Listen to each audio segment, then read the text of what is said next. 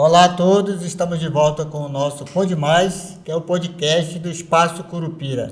E hoje, com muita satisfação, nós recebemos aqui o professor Dr. Claudinilson Batista, que é graduado em Filosofia, possui especialização em atendimento educacional especializado e especialização em educação inclusiva. Também tem mestrado em educação na linha de políticas públicas e doutorado também na mesma linha. Atualmente, ele é assessor pedagógico na Gerência de Educação Especial da CEMED, Manaus, pesquisador do CNPq, palestrante sobre inclusão, escritor e compositor. E também é ex-presidente da Associação de Deficientes Visuais do Amazonas. Professor, você tem assim um currículo extenso, né? E isso só nos orgulha e para nós é uma satisfação tê-lo aqui conosco, para tratarmos justamente sobre a questão da inclusão de pessoas com deficiência no espaço de aprendizagem, deficiência visual. Então, seja bem-vindo, o senhor pode se apresentar e também fazer as suas primeiras considerações. Professor Dr. Dalmir Pacheco, a amizade que nos une, certamente que sempre nos conduz para esses momentos interessantes, importantes, sempre tratando de temas relevantes acerca da educação, temas relevantes para o nosso povo, para a nossa sociedade. Muito obrigado pelo convite, aproveitando para agradecer também a nossa gerente, professora Amanda Macanoni, que assim que soube do convite, tratou da minha liberação, né, para estar com vocês nesse momento. Muito bem, professor. Satisfação, então.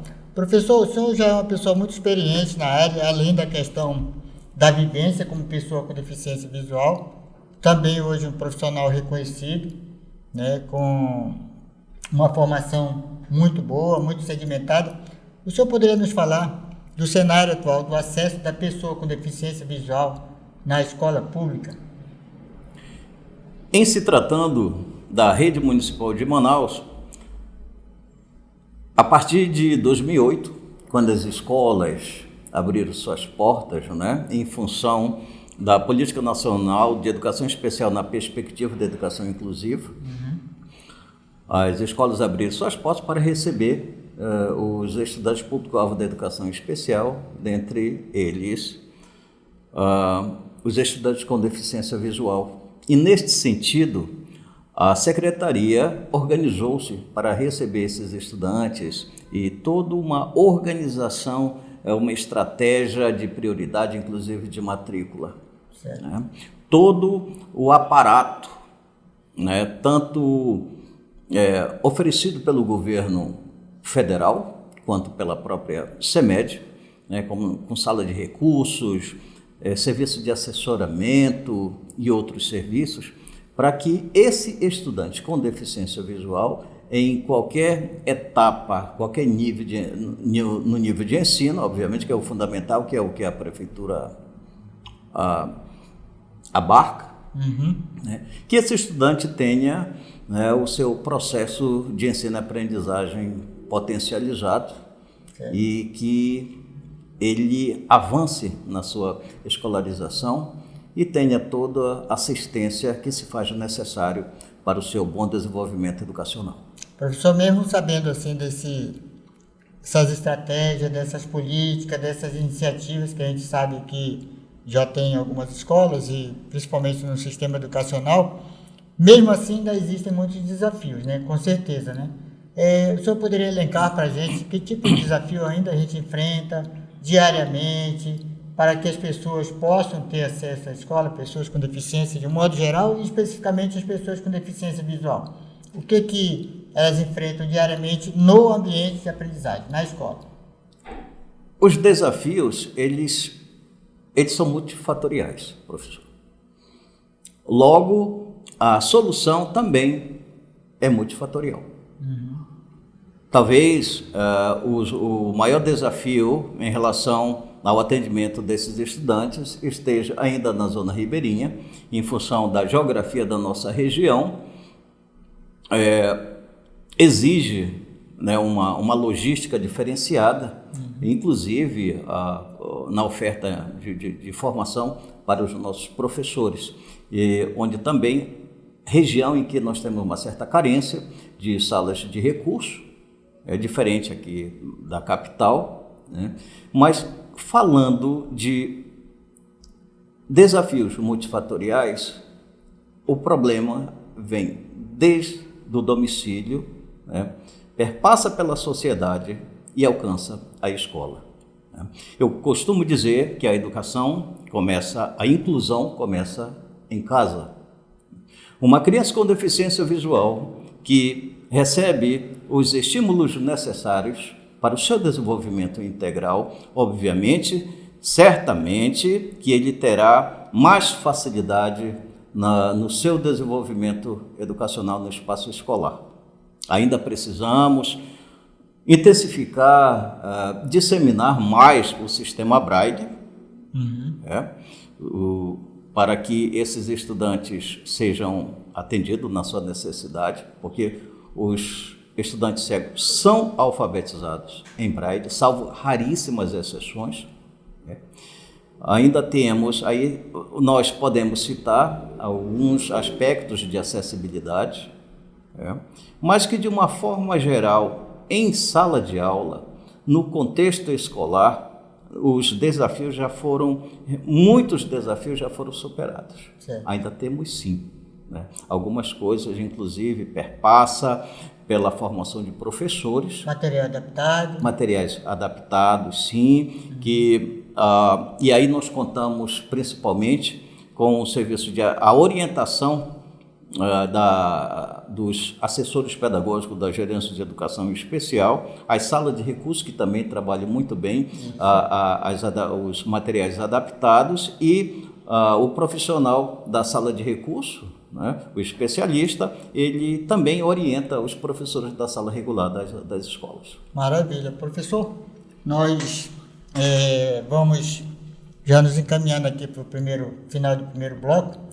E eu não sei se o senhor já é sabedor, nós temos um canal no YouTube chamado Espaço Curupira, e a gente também está no Instagram, @espaço.curupira. Inclusive, a gente pode informar que as pessoas que quiserem ter acesso ao material produzido pelo professor Claudenilson, como livros adaptados, historinhas para criança, você pode acessar o nosso canal no YouTube. Vá lá, professores, familiares, profissionais que trabalham com a inclusão, são materiais de primeira qualidade, tá certo? Então você pode acessar esses materiais. O senhor, inclusive, já teve acesso, né, professor, a esse material? Sim, e gostei muito da acessibilidade. Permite realmente a pessoa com deficiência visual ter acessar os detalhes, né? Pela audiodescrição que é feito. Isso, realmente um trabalho muito bem elaborado, e o IFAM, a sua coordenadoria, está de parabéns, professor. Muito obrigado. Então a gente volta daqui a pouquinho para o segundo bloco.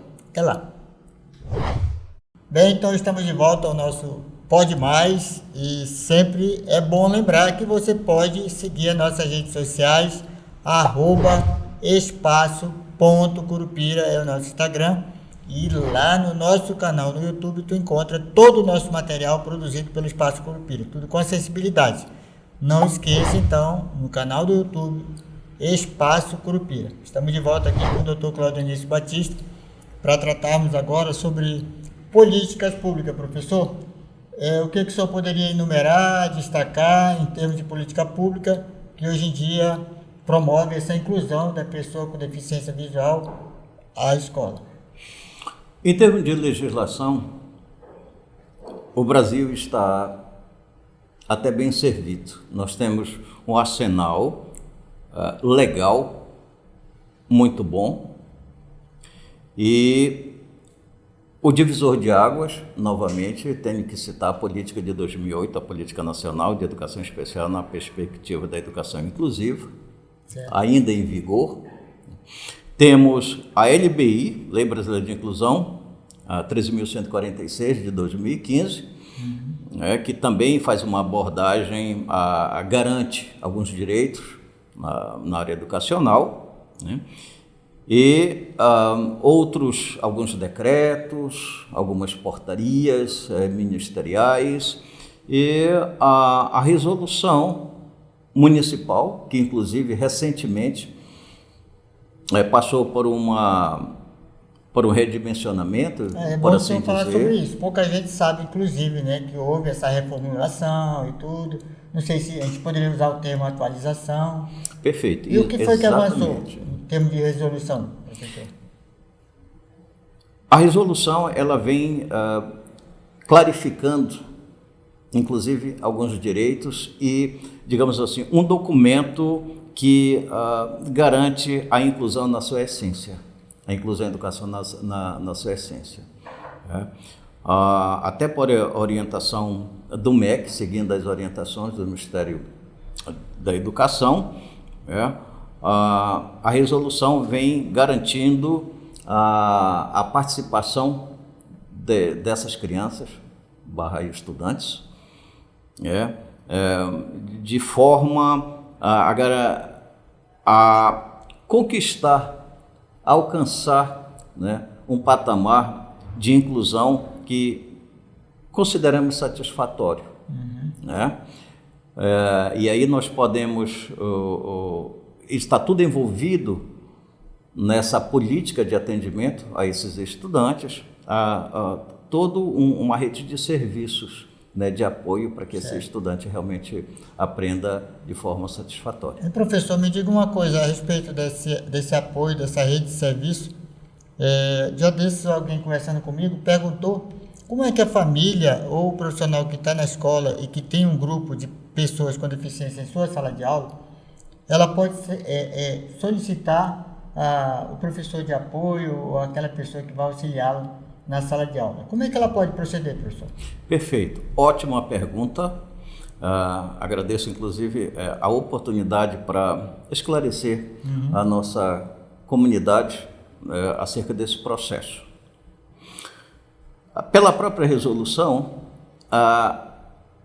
somente a resolução 011 que foi reformulada, somente a equipe multiprofissional do CMEE, Complexo Municipal de Educação Especial, pode recomendar, né, ela vai identificar as necessidades pedagógicas desse indivíduo e assim fazer as indicações. Se a equipe multiprofissional entender que esse estudante, que essa criança necessita de um apoio escolar, será sinalizado para o setor de estágio da CEMED e será feita a tratativa, né, do processo.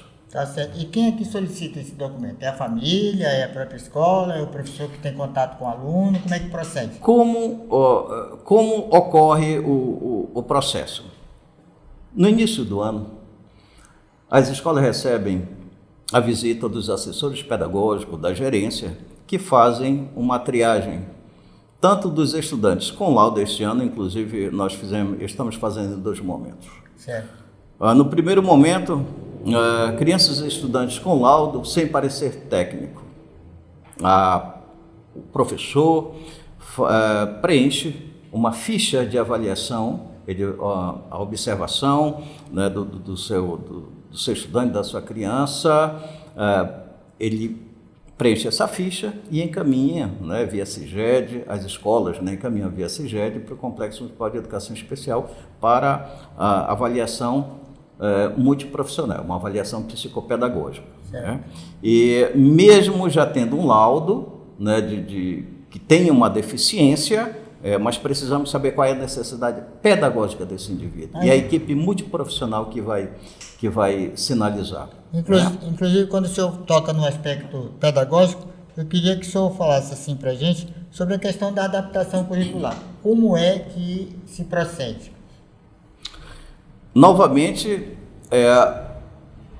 tudo parte da observação do professor da sala regular. É ele que está diariamente com aquela criança, com aquele estudante, e identificando as dificuldades é onde entra o trabalho do assessor pedagógico da gerência, concomitante ao trabalho do professor, do professor especialista da sala de recurso, né? Que também vai fazer as sugestões e as orientações dessa professora para que, por meio de tanto de adaptação de materiais, recomendação de algumas tecnologias assistivas, normalmente de baixo custo, mas às vezes, professor, uma simples orientação de acomodação espacial em sala de aula resolve determinadas situações. Como, por exemplo, um estudante com baixa visão identificado que o melhor olho desse indivíduo é o olho direito, considerando que a professora vai estar de costas para o quadro e de frente para esse indivíduo, então a melhor forma de posicionar esse indivíduo seria à direita do professor. Por quê? O campo visual fica facilitado. Então, às vezes, uma simples orientação espacial contribui para esse processo de inclusão. Faz a diferença, né? Faz a diferença. E que às vezes esse detalhe as pessoas não atentam para isso, né? Geralmente é desconsiderado, não é levado em consideração. Porque às vezes, na maioria das vezes, nós pensamos grande demais, esquecemos dos detalhes, e é nos detalhes que estão as soluções, talvez. Né? Perfeito, isso mesmo. Então, professor, o papo tá bom, o papo tá legal aqui. O professor realmente é uma pessoa muito, não só vivida, mas também preparada para falar sobre isso. A gente está finalizando aqui o nosso segundo bloco e já a gente volta com a terceira e última parte, infelizmente, né? Mas com certeza a gente vai poder discutir em outros momentos e trazer o professor para aprofundar cada vez mais essa temática. Já voltamos. De volta ao nosso Pode Mais, vamos para o nosso terceiro bloco. Professor Claudenilson, satisfação tê-lo aqui e a conversa flui tão rapidamente que a gente nem viu o tempo passar. Professor, me diga uma coisa, já falamos de estratégia, de política, né, de dificuldades e também de avanço na área da inclusão, mas quando se fala de professor, formação de professor ou qualquer agente educacional que esteja no ambiente de aprendizagem, como é que se dá essa formação? Qual a formação necessária? Que tipo de preparação o profissional que está na escola tem que ter formação ou informação a respeito da convivência, do atendimento com a pessoa com deficiência visual na escola? Eu tenho que dividir a resposta em três elementos, três itens. Primeiro, os profissionais que são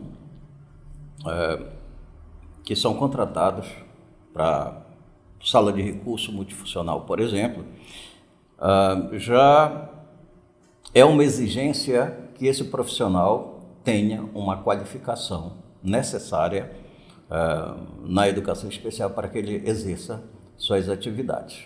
Certo. Para o professor da sala regular, a CEMED tem o DDPM, que é o setor responsável pela formação dos nossos docentes, né? E no início do ano, é lançado um calendário de eventos, de encontros formativos para as pessoas que vão exercer as funções de apoio escolar, para os professores que nós chamamos de professores da modalidade, que são os professores de sala de recurso, de EJA, né? Classe especial, que ainda temos algumas, e algumas formações para esses professores da sala regular. Lembrando que o professor, ele é um profissional como qualquer um outro da sociedade contemporânea, que também, né, necessita ter uma iniciativa de buscar conhecimento. Qualquer profissional hoje em dia participa de seminários, congressos, faz uma pesquisa na internet, bem filtrado, cursos, né? Inclusive o MEC oferece cursos gratuitos em todas as áreas, né? Inclusive na área da educação especial. Então é importante que esse professor, além de se beneficiar dos encontros formativos proporcionados pelo DDPM, também busque livros, leia artigos, desenvolva esse hábito da leitura professor, de livros, teses, dissertações, onde ele vai encontrar preciosas informações que vai agregar conhecimento para a sua prática no dia a dia. Maravilha, professor. Me diga uma coisa, a gente fala de formação de professores ou dos agentes educacionais presentes em sala de aula, mas também muito importante é a participação e o envolvimento da família.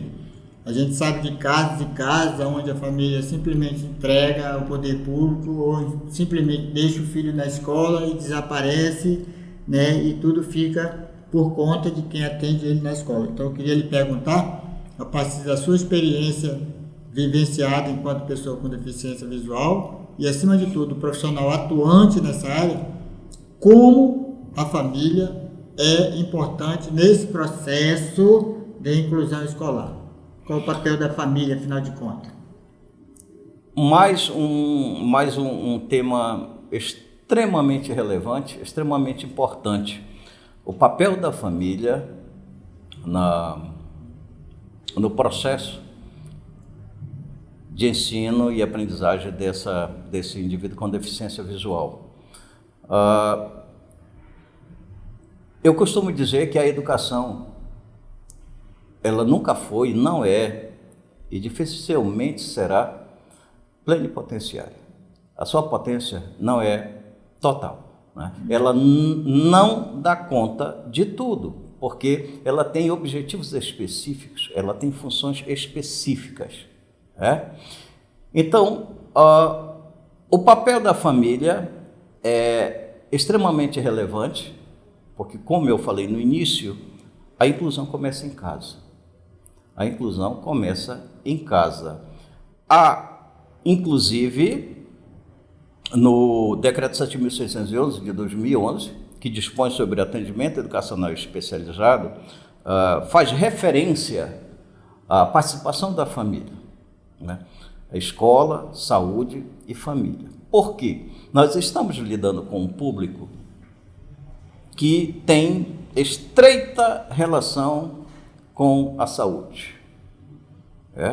Então, vamos tomar como exemplo um estudante, uma criança com autismo. E essa criança precisa estar mentalmente organizada, psicologicamente organizada, para receber os conhecimentos pedagógicos. Senão, ela não vai conseguir. E quem tem que cuidar dessa parte é a família. A família tem que buscar o médico para cuidar dessa parte clínica e a escola vai cuidar da parte pedagógica. E quanto mais incentivo, quanto mais essa família trabalhar a autonomia e independência dessa criança, melhor será a participação dela na escola e na vida. Eu queria justamente, eu não tinha combinado com o senhor, mas eu queria justamente puxar esse assunto. O senhor é uma pessoa que tem deficiência, já foi na sua casa, o senhor tem uma plena autonomia, ele chegou aqui praticamente sozinho, o Cláudio, para fazer essa conversa com a gente, né? E eu sempre lhe cito como exemplo assim, de autonomia, de independência. É claro que nós temos alguns limites, eu também tenho, né? Mas, professor, eu queria que o senhor, assim, a gente relaxasse nesse finalzinho aqui, dissesse, compartilhe com as pessoas, diga para as pessoas que, tendo deficiência, você também pode ter uma vida plena, uma vida independente, uma vida autônoma, pode estudar, pode trabalhar, pode namorar, né? Pode ir um pouquinho mais adiante, ninguém tinha combinado, o professor se assustou com o assunto, mas ninguém tinha combinado falar sobre isso, mas a vida, ela vai além do muro da escola, né, professor? Então, no dia a dia, né, na vivência com os outros colegas, com os outros amigos, num shopping ou num boteco, aonde for, professor, passe para as pessoas essa experiência vivida pelo senhor no dia a dia e que as famílias, os amigos, os familiares, de modo geral, possam também tomar isso como referência para aquele seu ente querido que tem uma deficiência, que tem uma limitação, ou seja lá qualquer coisa que for. Nós vamos tocar na parte mais sensível de um ser humano, que é o coração. Quando nós falamos de autonomia e independência, para um pai, para uma mãe que tem um filho com deficiência visual ou qualquer uma outra deficiência, nós estamos tocando no coração, nós estamos falando do seu pleno amor pelo seu filho. E isso é muito delicado. Entretanto, é importante que se diga que as famílias, quanto mais cedo cuidarem, se tiver um tratamento, que cuidem de forma precoce, na medida do possível, mas que trabalhem muito a autonomia e independência desses indivíduos. Os pais, teoricamente, pelo fluxo da vida, poderão partir mais cedo que essa criança, se não for trabalhada essa autonomia e independência, depois quem vai cuidar? É isso que se tem que pensar. O papai e a mamãe passa, né? Exatamente. E a gente permanece aqui, né? Exatamente. Então, quando a maior demonstração de amor pode ser, trabalhar a autonomia e independência desse indivíduo. Claro, nós estamos falando de pessoas das mais diversas deficiências, algumas muito severas, que obviamente que vão exigir cuidados de terceiros para o resto da vida. Mas aqueles que podem adquirir independência, no caso das pessoas com deficiência visual, se não tiver algum problema cognitivo, algum outro problema de locomoção, um problema motor, algo parecido, cada vez maior o número de pessoas com deficiência visual que moram sozinhos, casais de pessoas com deficiência visual, ou simplesmente o indivíduo mora sozinho. Isso é comum, é cada vez maior, como qualquer cidadão. Sim. Como qualquer cidadão. E é importante que se diga também que, com o avanço da legislação e com o avanço do pensamento da nossa sociedade, ainda precisamos avançar, mas muito já se avançou, quando não se falava em inclusão. Hoje em dia, com a garantia dos direitos, mas também a pessoa com deficiência mostrando a sua cara, como se diz, circulando nos espaços públicos e privados, circulando pelas praças, circulando pelos shopping, sozinho ou acompanhado. Isso é super importante para que a sociedade tenha um olhar, eu não vou dizer diferenciado, mas um olhar que estão lidando com cidadãos, com pessoas e com cidadãos, com direitos, com deveres, e amparados por lei, mas, acima de tudo, deve ser amparado pelas pessoas, não no intuito de tutelá-los, não no intuito de superprotegê-los, mas dando oportunidades, e, às vezes, simplesmente sendo gentil. Professor, nós estamos chegando no nosso final.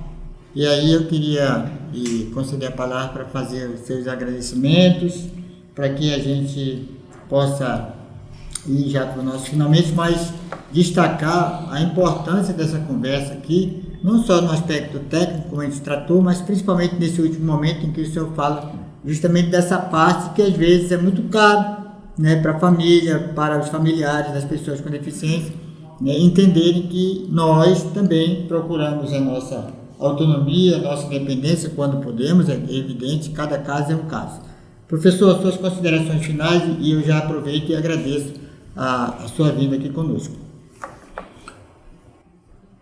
Professor, da minha gratidão é toda minha, mais uma vez em nome da nossa gerente, professora Amanda Macanoni, agradecer a oportunidade de tratar mais um assunto relevante, É sempre uma satisfação estar compartilhando essas discussões com o senhor e por tantas vezes discutimos assuntos relativos à inclusão, dos assuntos do cotidiano, e o IFAM há de se destacar, né, há de se enfatizar, né, o trabalho que é realizado pelo IFAM por meio da sua pessoa, né? O senhor que também é um ícone nesse trabalho, né, de promoção, inclusive produção de materiais, coordenando, né, todo esse trabalho, inclusive de formação continuada de professores na região metropolitana da cidade, nos municípios da região metropolitana da cidade de Manaus. Parabenizar pelo trabalho de vocês. Obrigado. E agradecer. Obrigado, professor. Fico imensamente agradecido em nome da equipe, de todas as pessoas que colaboram, do nosso bolsista, né, dos nossos estagiários, dos nossos voluntários, pessoas que estão aqui diariamente, como esse que estão aqui atrás da câmera agora nesse momento, nos ajudando, para que a gente faça mais e cada vez melhor, porque a gente vai produzindo melhor cada vez que a gente exercita isso tudo. Então, minha gente, muito obrigado. Estamos encerrando mais um Pode Mais, que é o podcast do Espaço Curupira. Não esqueça de você nos conhecer lá no YouTube, no nosso canal, tá certo? Cadastre lá, registre lá, siga o nosso espaço também no Instagram, que é @espaço.curupira. Professor, muito obrigado, a todos muito obrigado, e a gente volta com outro tema daqui mais alguns dias. Até lá!